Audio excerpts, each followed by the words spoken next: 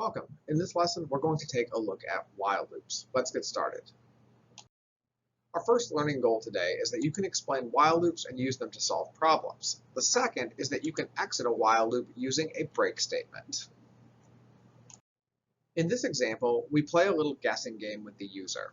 At the beginning of the code, the computer chooses a random number and stores it in the variable random. And then using a scanner, the user is asked to input a guess. Now, the user guessing, you'll notice, is in a while loop. And a while loop repeats as long as the Boolean expression is true. And right here between the parentheses, we can find the Boolean expression, very much like an if statement. And in this case, we want to continue the code in the curly brackets, which is having the user make a guess. We want to continue that as long as the user's guess does not match the random. And this means that we will exit the loop when the guess does match the random. We've already used the logical operators and or in if statements, but we can also use them in our while loops. And so I've expanded our example slightly to add a second Boolean that we check in the while loop. So the first Boolean is the same. We're going to keep looping while the user's guess doesn't match the random number.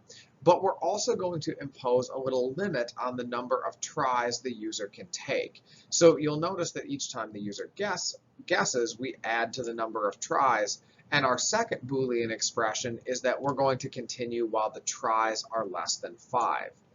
And because we have an and here, both of these conditions must be true. So as long as the guess doesn't match and the tries is less than 5, we'll continue asking the user to make guesses. Another way that we could write this same loop is using a break statement. And in some cases, this might be a little bit easier to think about depending on what problem you're trying to solve. So you'll notice right away there's a big difference with my while loop. Instead of having the Boolean expression here in the parentheses, I've simply said while true. And while true basically means loop forever. The loop will continue going nonstop. But of course we don't want that, so we have to have a way to get out of the loop, and we've done that with an if statement. So down here after the user guesses, we say if the guess matches. So if the user got the match, if they picked the number correctly, or they have reached their limit of 5 tries, we will break out of the loop. And the break statement simply means exit the loop. And the code will continue right below where the loop ends.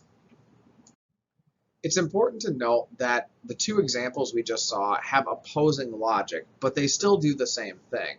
So with our original while loop, we basically were saying in the loop what should be true to keep going. And we want to keep going if the user hasn't guessed it correctly and they are under 5 tries. This is what's true to continue.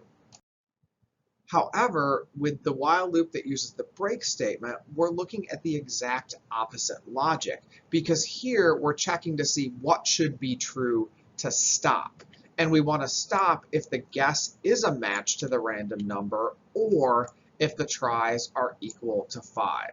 So again, with the original while loop, it was like what should be true to keep going, but when we approach it this way, we're thinking about what should be true to stop or to exit the loop. Let's wrap up with a quick understanding check. On the left and right of your screen, I have two different while loops, and they do almost the same thing, but they are ever so slightly different in terms of their output. So pause the video, take a look at the two loops, decide what is different about the output, and when you're ready, continue and we'll talk about the answer. The loops are very similar, but they differ just a little bit at the end. So for the loop on the left, notice that we keep looping while num is greater than or equal to 0. So when num equals 0, the 0 will be print-lined. However, this is not the case for the loop on the right. After we print the 1, num becomes 0, and if the num is 0, we break, which means we exit the loop when num equals 0 and it never gets printed. Now that you've watched this lesson, you should be able to explain while loops and use them to solve problems, and you should also be able to exit a while loop using a break statement.